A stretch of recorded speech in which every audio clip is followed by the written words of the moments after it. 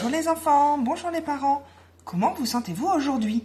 Ressentez-vous de la joie, de la tristesse, de la colère, de la peur peut-être? On ne sait pas toujours l'exprimer. C'est pourquoi aujourd'hui, je vous propose de faire un train des émotions. Je me suis basée sur le livre qui s'appelle La couleur des émotions d'Anna-Léna et de Marie Antilogus. Pour ça, il va falloir feuille blanche, ciseaux, colle, feutre, crayon de couleur, gommette, règle. Je vous ai fait un train. Regardez les enfants. Alors, le but, c'est que ça soit une couleur, une émotion. La joie, le jaune, le bleu, la tristesse, le rouge, la colère, la peur, le noir, l'amour, le rose.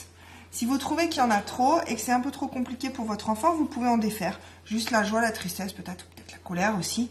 Et s'ils sont un peu plus grands, vous pouvez le faire aussi en rajouter avec la sérénité qui est en vert dans le livre.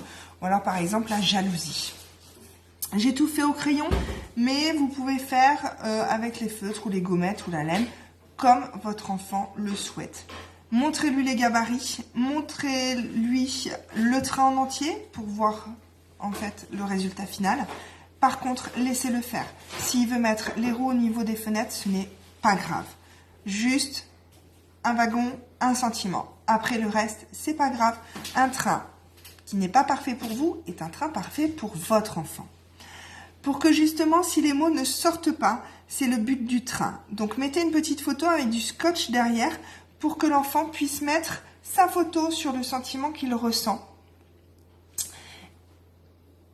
La colère ou la tristesse, on n'arrive pas toujours à l'exprimer, c'est le plus simple, c'est peut-être de poser la photo dessus.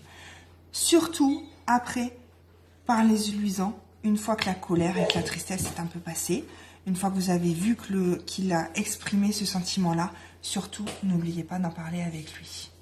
À bientôt, bonne activité!